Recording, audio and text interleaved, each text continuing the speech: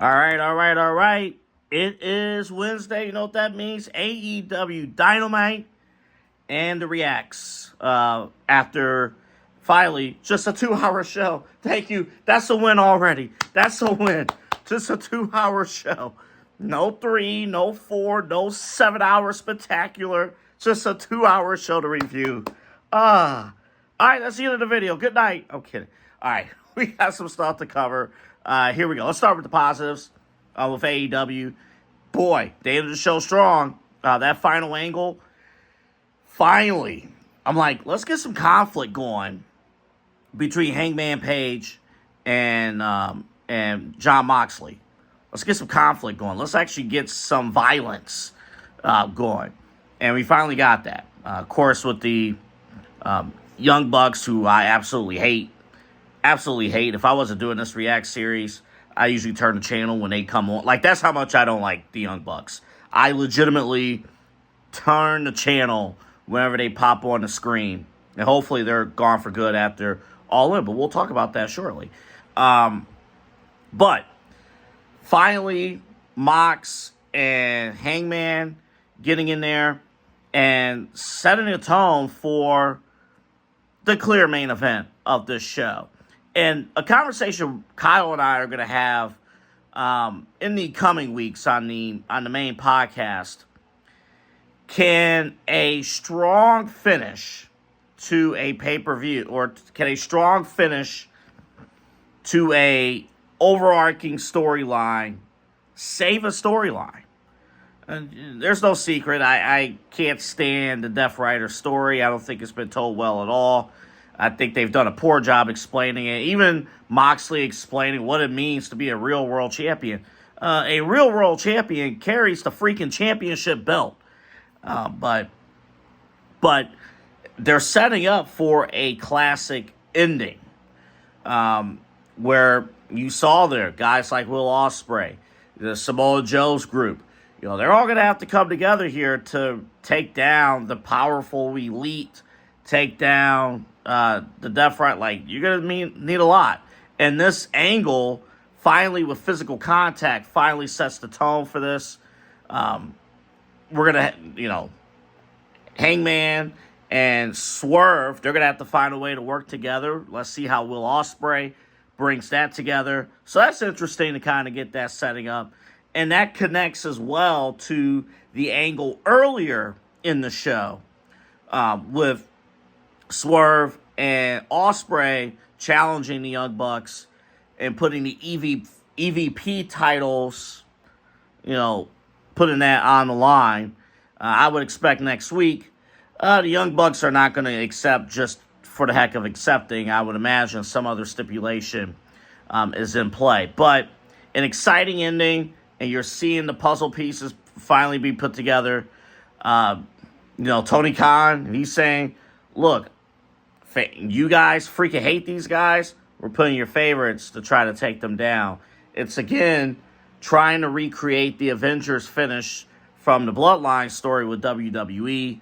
But this time, it's an underdeveloped story, but they're hoping for a come-from-behind Hail Mary Grand Slam finish to this storyline.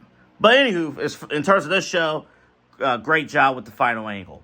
Also, great job opening the show with Mercedes Moné, the quick beatdown of Toni Storm. Mercedes Moné, I know her promo work is not the best, but in this feud so far, in the quick, when she doesn't have to drag out and talk for a long time, it's just quick. You attack, you make your statement. Loved it. And now this feud is on her terms. It's on her playing field. And that will only elevate Toni Storm. I absolutely love the angle in play. Of course, Mina came out. They're going to have the TBS championship next week.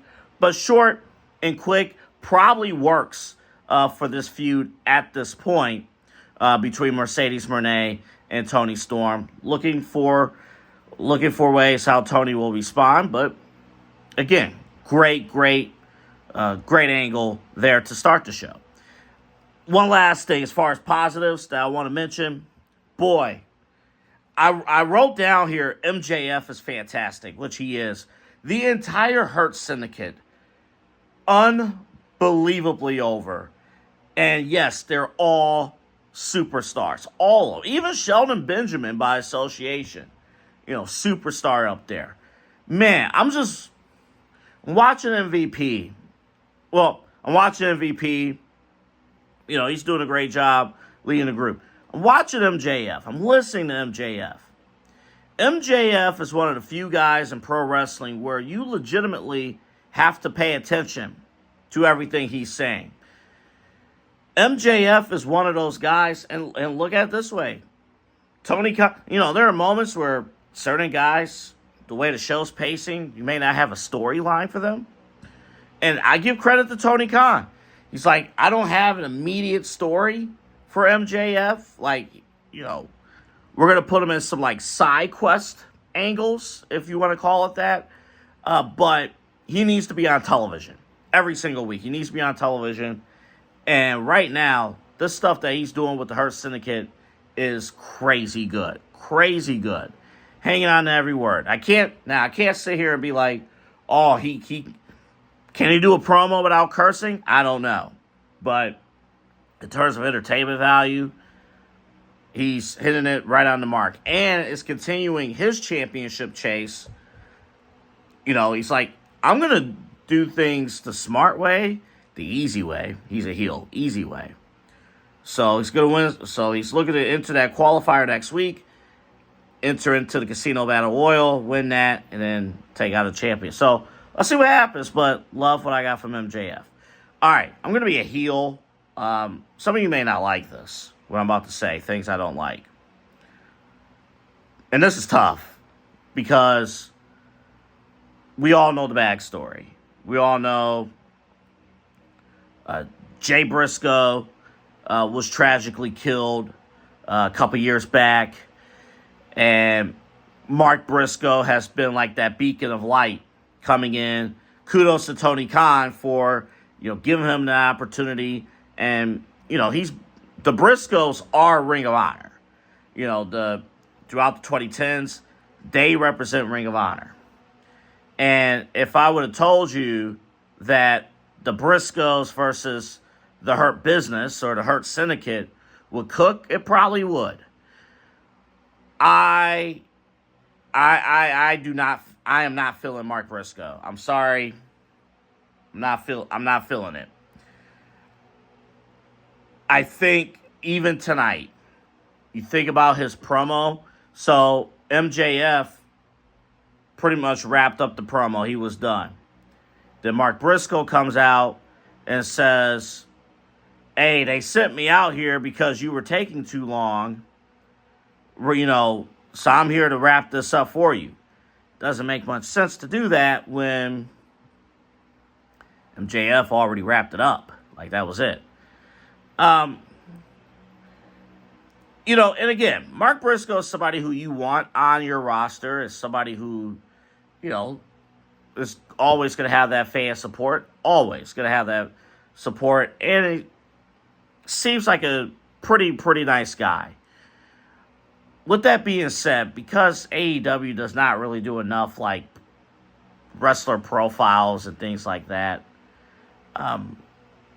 other than what happened with his brother, why should I root for Mark Briscoe? Why should I invest in Mark Briscoe? I don't know.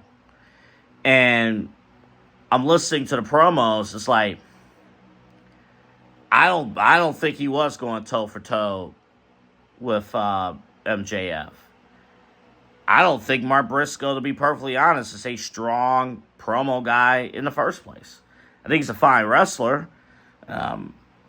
I don't think you can work at AEW and be a bad wrestler. But with that being said, as far as promo delivery, I'm not feeling it. I'm just not.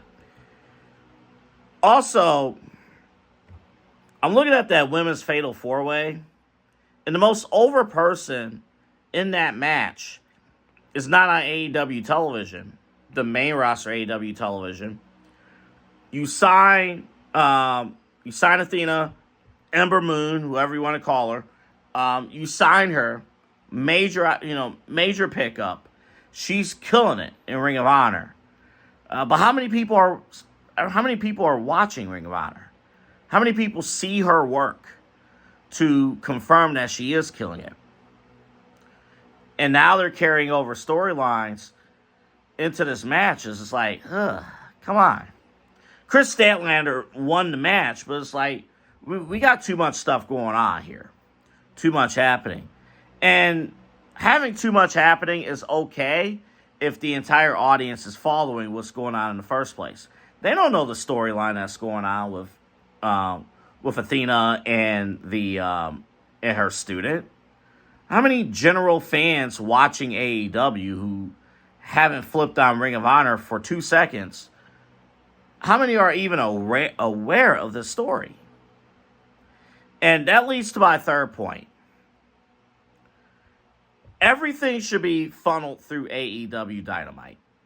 Everything should be funneled through. Because they do not do a true brand split. And I know WWE's lax with their brand splits as well. They're getting lax, and I'm not a fan of that either. But more people watch, an equal number of people watch Raw and SmackDown. Maybe a few more people watch Raw, but a good chunk of people watch SmackDown. This many people watch AEW Dynamite. This many people watch AEW Collision. And this many people are watching Ring of Honor on the streaming platform, wherever. Like, I can't even tell you where to find Ring of Honor programming. If you had a gun to my head, I couldn't tell you. But because they don't have a brand split, the commentators, they're referencing stories that, well, if you watch Collision on Saturday night, if you didn't have anything to do on Saturday night, you were at home watching Collision. Well, we're going to put this on Dynamite. And then from Dynamite, we're going to put this on Collision. And then with Collision, hey, you got to watch Ring of Honor. And if you follow Ring of Honor, then you have this. Because it's hard to follow the stories. I'm watching Dynamite. I'm watching this. And for the exception of the feuds I mentioned earlier, I'm watching good wrestling. I'm not connecting with the wrestlers and the stories. And it makes it tough. It makes it tough to give it a fair grade. But again, we do these reacts from the perspective of a fan. And for me, it's my job to even cover these things. So if I'm having a hard time following this, for sure, a general fan who watches these every single week or pop in, either week in or week out or every couple of weeks, they for sure are not following what the hell's going on. So, I know AEW fans get on our show mentions like, oh, you guys are overly critical of AEW. We say this time and time and time and again. It is the stories. It's the connection with the characters that bring the fans to the yard. And if you're not scoring that, you can have 6-star classics, but who would watch a 6-star classic if, to a general fan, person A and person B are nobodies? We'll catch you for the regular show Friday morning and SmackDown reaction this weekend.